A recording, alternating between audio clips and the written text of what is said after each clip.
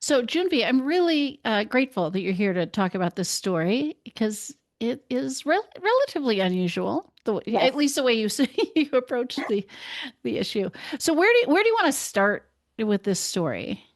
Where do I want to start? I guess I could start with, um, in general, I can do like a backwards timeline Okay. and really like how it started. So the reason I'm talking with you today is really to talk to you about why at the age of 36, I was still a virgin.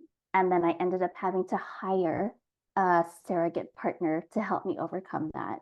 Hmm. And what that journey looked like, it was actually 20 years in the making Oh, wow. because at the age of 16, 16 is that age where a lot of young girls are thinking about boys, that they may even have some of their very first intimate experiences in high school. And, truth be told, already losing their Yeah. virginity at 16, right? And so one of my girlfriends, she was my first friend out of all my group of friends who lost her virginity. Okay. And she came back to school the next morning and she had horrible things to say about it. Oh. She described it as, well, like to paraphrase her, she said, "Girl, it was painful.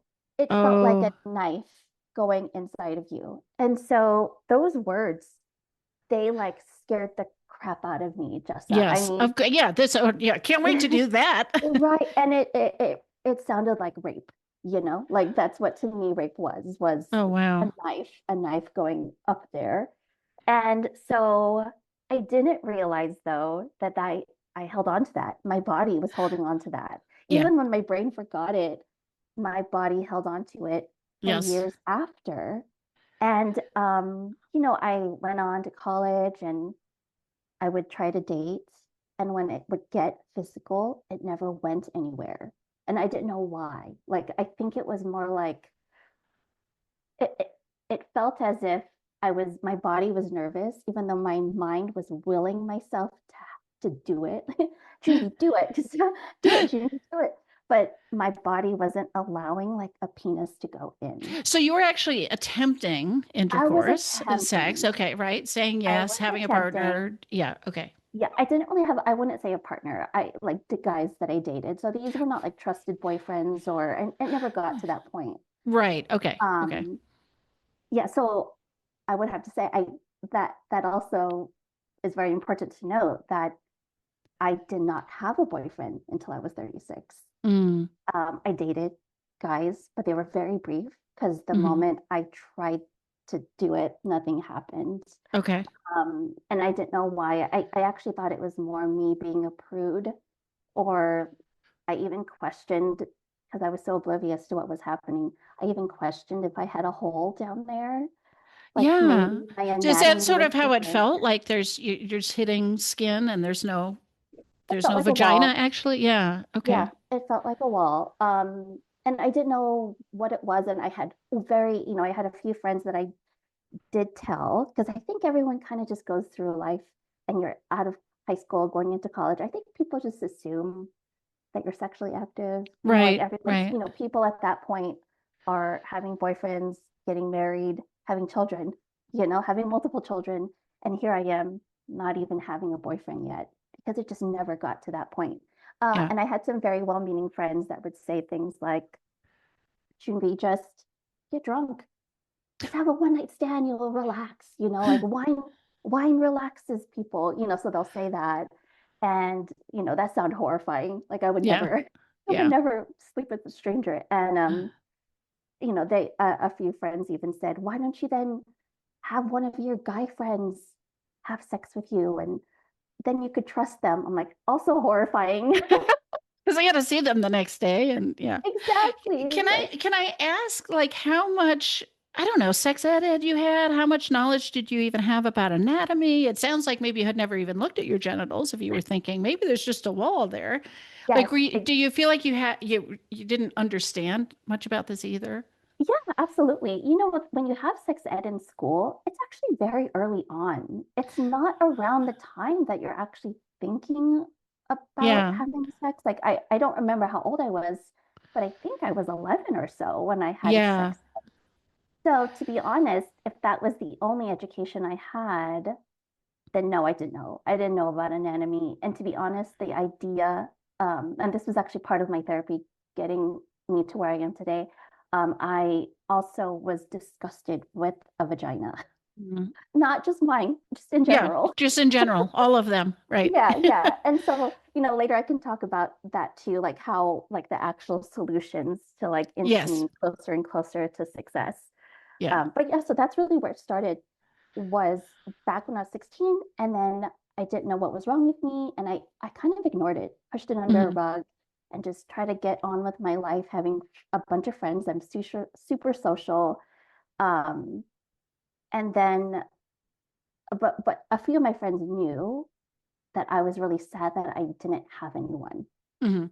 They knew it was because of the lack of sex. Okay. And then one day, this is really crazy random. A friend of mine, she happened to watch the Tyra Banks show, which I didn't even know she had a show. This is like back in 2013.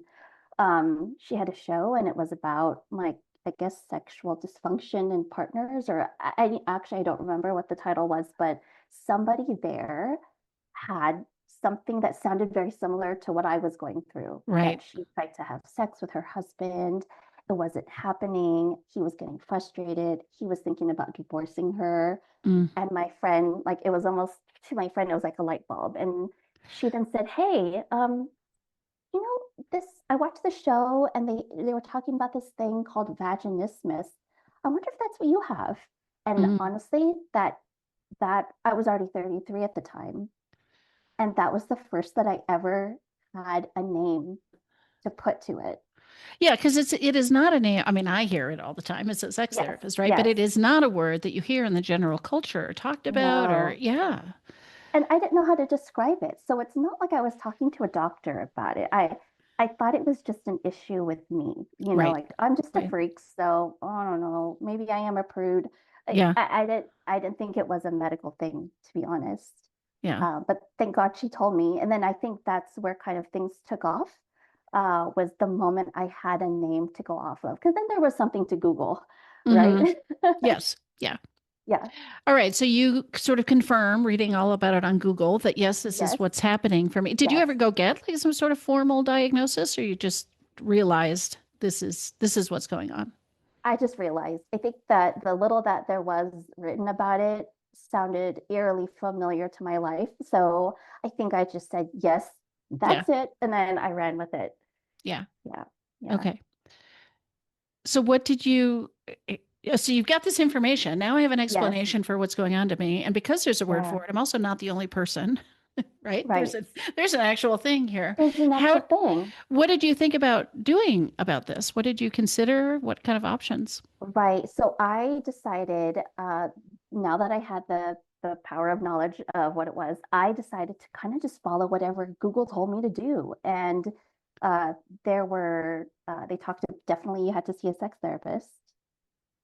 So I got involved in that, and that was so helpful. Like Yeah.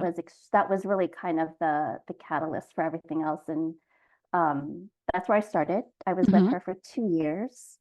And so this took a long time, but Yeah. the thing that I liked about her, she challenged what my friend said. Yeah. Because she asked me like, what gave you this idea that it was painful? And I said, well, my friend Christine Castro, she told me, Not to call her out or anything, but you know. like, she told me that it hurt. And then my therapist challenged me on that and said, okay, so she said it hurt. Did she ever have sex again?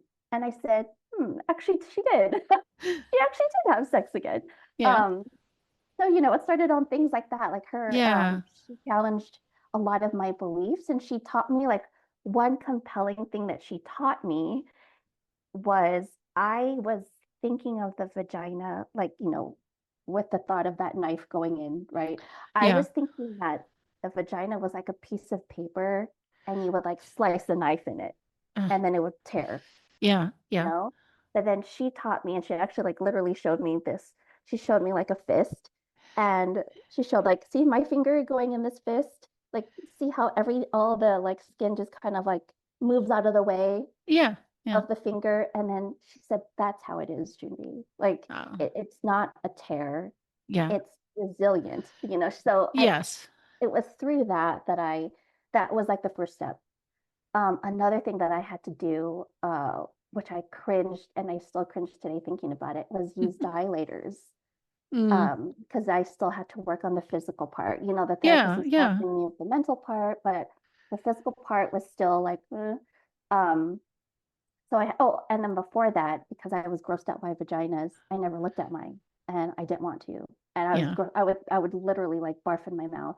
Um, so the first thing she had me do, even before the dilators, was she had a poster in her office. And I don't know, maybe you've seen it, where it's like 40 vaginas. It's like a I have a book. photographer. I have a book of pictures of vulvas and vagina, Yes, But yeah, I didn't ever have a poster, but it might be from the book, actually. I don't know. it might be. It might be. And it was a photographer's work or something. It Yeah. was the same Yeah. Yeah. photographer. Okay, so it's probably similar. So I had to take a picture of that poster, and then that was my homework every day. I just had to look at it without any thought, just like, Yeah. okay, oh, look at that vagina. Okay, let me put that away now.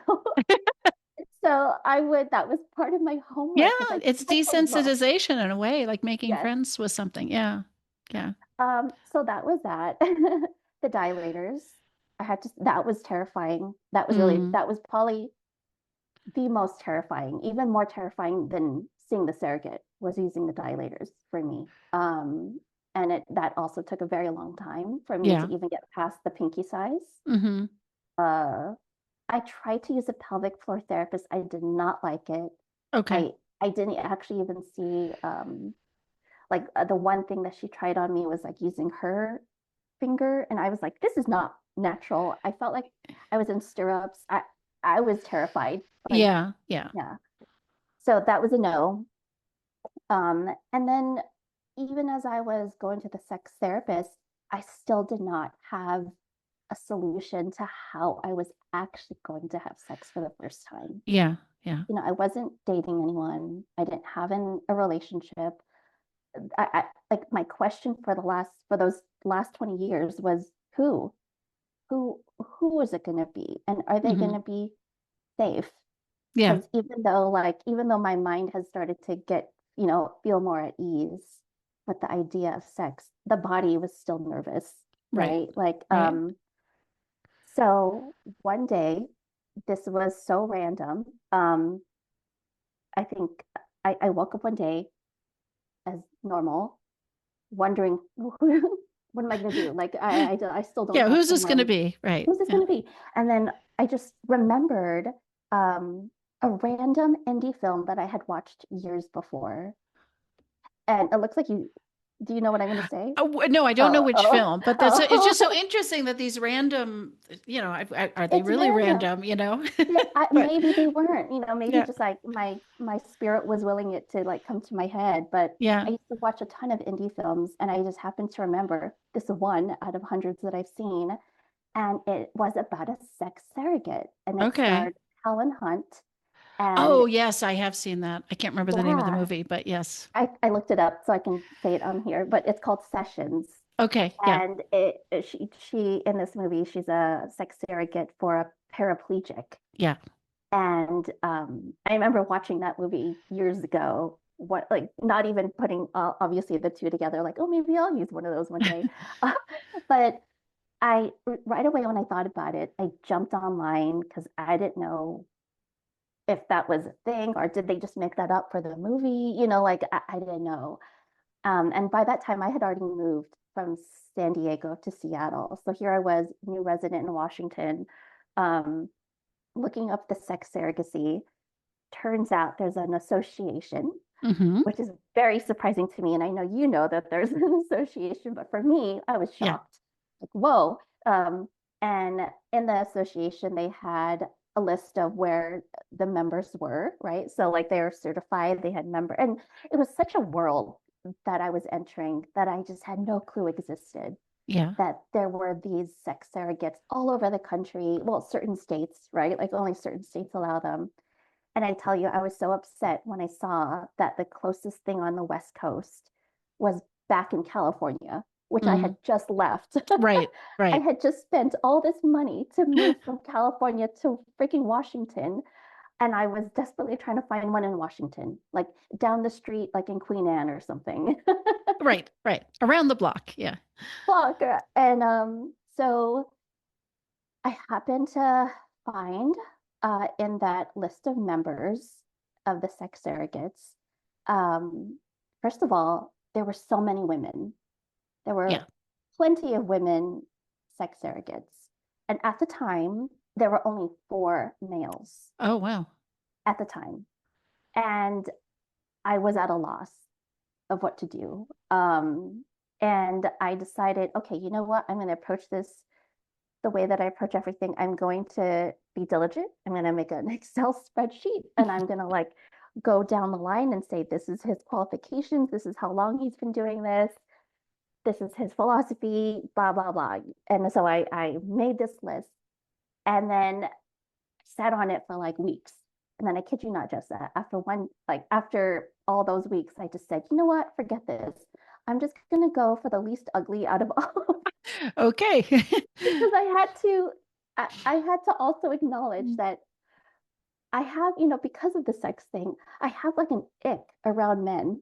uh, Especially if I'm not attracted to you, I'm automatically unattracted, like if that makes yeah. sense. Well, it's good. It's good that you had that awareness, right? That you could Yeah. figure out what's going to be my right path for that. So, yeah. Yes, yes. And thankfully, they did have pictures at that time. I actually happened to look right before we jumped on this call, and they no longer have photos Oh, wow.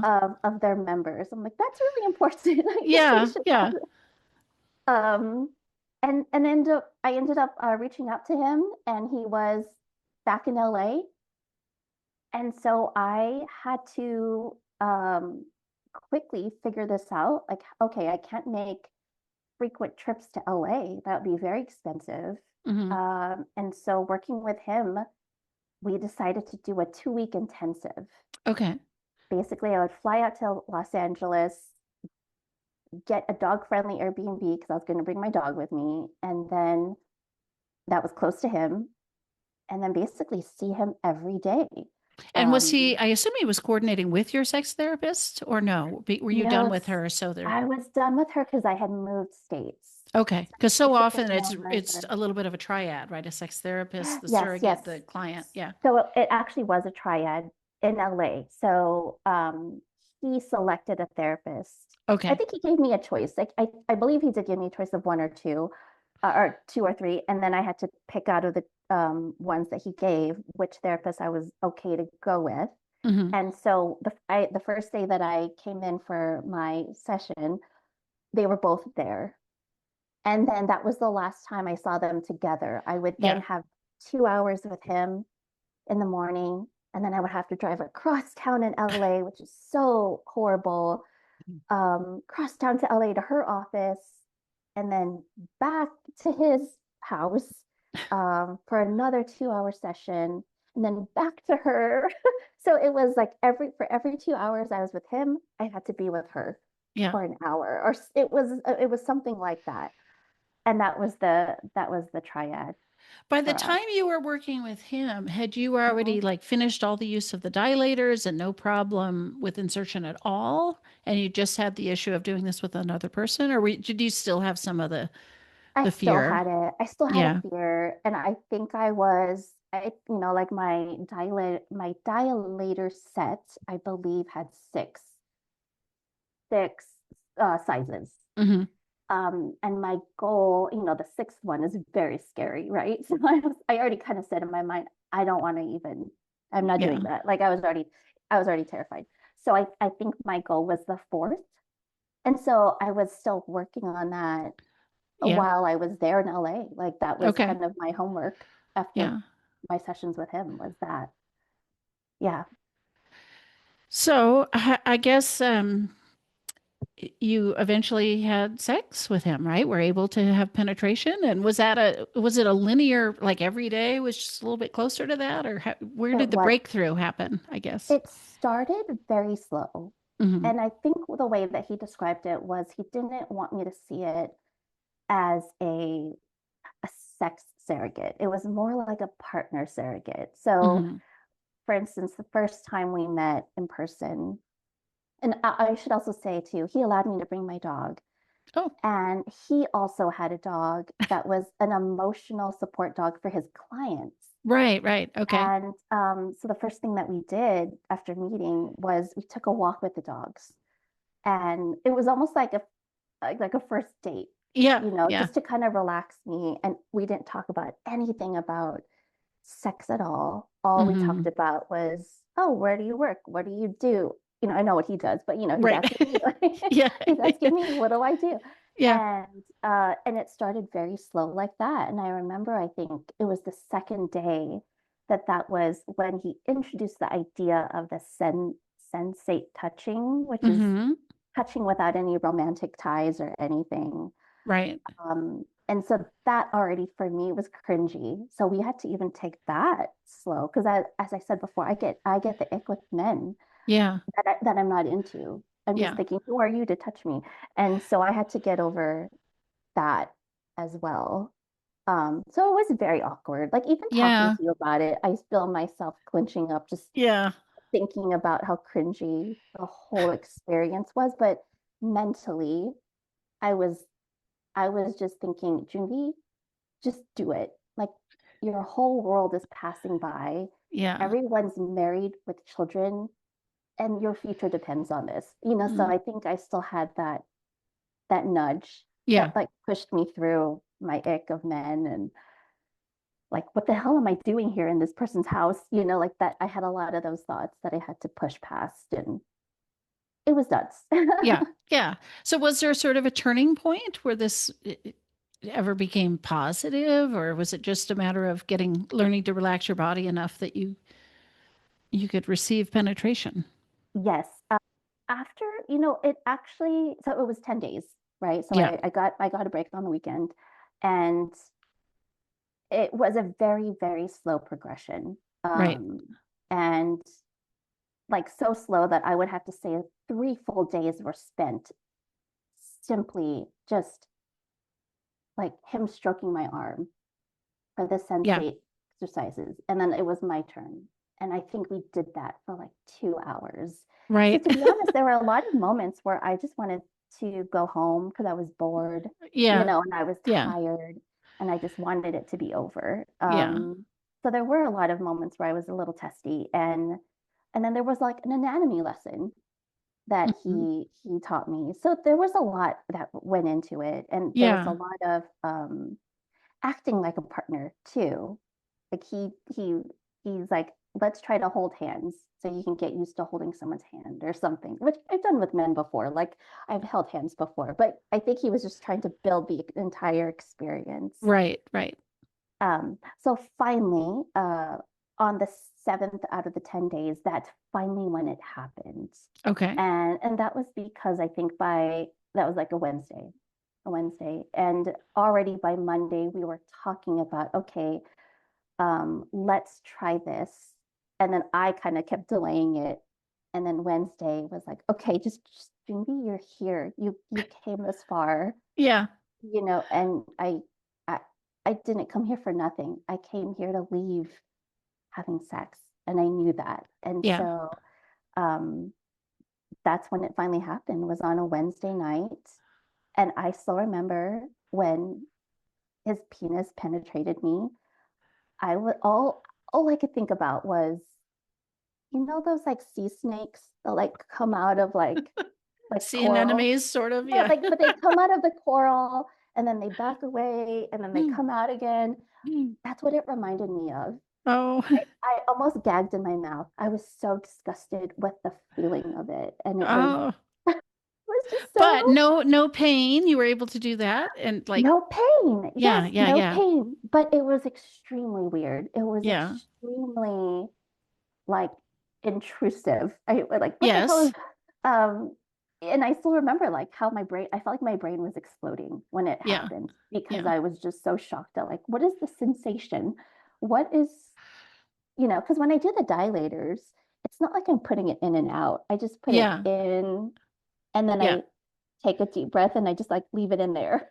Well, and it's So not skin feeling. It feels very different to have plastic, right? So, yeah. right. And then, your legs are all over the place. And so I do remember, like, even though he had told me my sex surrogate was telling me like focus on the feelings, but because my brain was exploding at the time because I did not like the feeling of it, it was gross to me. Okay. I was focusing on my dog, and both of the dogs, my dog's name was Bella and his is Sunny. Sunny and Bella were both on the bed with us because that's just where they hung out. Like wherever we were, they were. Right. My dog, I remember my dog as I'm losing my virginity for the first time. My dog, she's so bored. And she even sighs. She even says, she's so, she was so over it. And was there anything, I mean, maybe this is a strange question, but was there anything aimed at your pleasure? Because, to really be ready for penetration, you should be ideally Oh, aroused, yes, yes. and lubricated and like into this. And I'm not necessarily getting a sense that that was an easy thing to achieve with this person, but Oh, yes, I apologize. I did skip that part. Yes, so leading up to that, so I would say because it was a Wednesday that we finally had sex. On Monday, I think that's when he started, like we were talking all about lube and make sure the guy does this, Junvi, and this is how it feels to have oral sex, so like I didn't have to do it with him. I didn't have to give him oral sex, but right, he right. gave it to me. So I got to experience that. And what else? And were Uh, you were you enjoying any of that exploration, or was it still weird because it wasn't somebody you no, cared about? Yeah. no. But what it did teach me was, and he even used a vibrator, I'll say that, Hmm. but on the outside. But what it did teach me, because in my mind, I thought, well, I'm not attracted, you're not my real boyfriend. Why would I Right. get aroused? Like I was such in disbelief that that would work. Any of those methods would work. And what he taught me was saying, he taught me like, actually, the body is very predictable. So even if you didn't want to be aroused, Junbi, your body will still go there. And I Yeah. thought, oh, that was like a lesson for me. Yeah. I didn't know that. And so he was right. Even though I was like, what is happening? I feel so awkward. I was like thinking, I was just feeling very weird at that Yeah. moment. Yeah. Uh, all the time of whether it was the vibrator or him doing oral sex, but he was right. It did work. And he Hmm. did teach me the importance of using lube and how I should never let a man try to convince me not to use lube. And so, and like what the differences of the lubes were, like it was such an education. Yeah. Yeah. So it was geared for my pleasure. And I think that's why he was starting with the sensate focus so that I was in tune to exactly the feeling of this partner who was close to Right. me and touching me and not in my head thinking, what am I going to eat for dinner tonight? And so I think he did focus a lot on that. And he Yeah. also focused a lot on what is it? Like positions. So Okay. after I finally had sex for the first time, Thursday and Friday, we're left for, okay, now that you've met your goal of losing your virginity after all this time, why don't we talk more about like positions? Like, what are the ones you want to try? What are the ones, here are the ones that generally feel good to women, and things like that. Yeah. And so he almost like gave me some of these like advanced tips that Right. Right. some of his other clients, I think, would only go to him for those tips, kind of to improve their sex game.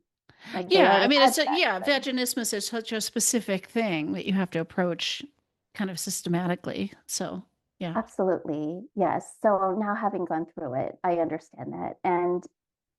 And so I mean, and ever since then, I've had 5 partners since him and a live-in boyfriend, so like all those things would never have happened if I didn't push myself to Yeah. sleep with a And stranger, basically. from that time, has it been easy ever since? No recurrence of fear or tension or apprehension. It's just like, okay, my brain has has integrated this and it's been Right. easy I have a since. little Okay. itty bitty. Sometimes I'll have like this little itty bitty idea, like, oh, is it gonna? no, Jimmy, don't even think about the fear. Like you've been through this, you know what to do. It's not a big deal. And then I think I have to give myself a little pep talk Yeah. before it happens. But I do still have like little grains of Yeah. nervousness.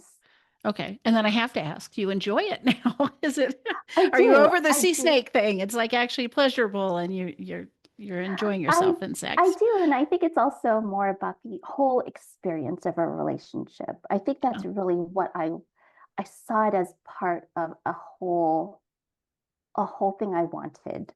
It wasn't like I just wanted the sex. No, I Yeah. wanted the boyfriend. I wanted the partnership in which I wanted the dinner at home. I wanted all Yeah. of it. And Yeah. so yes, yes.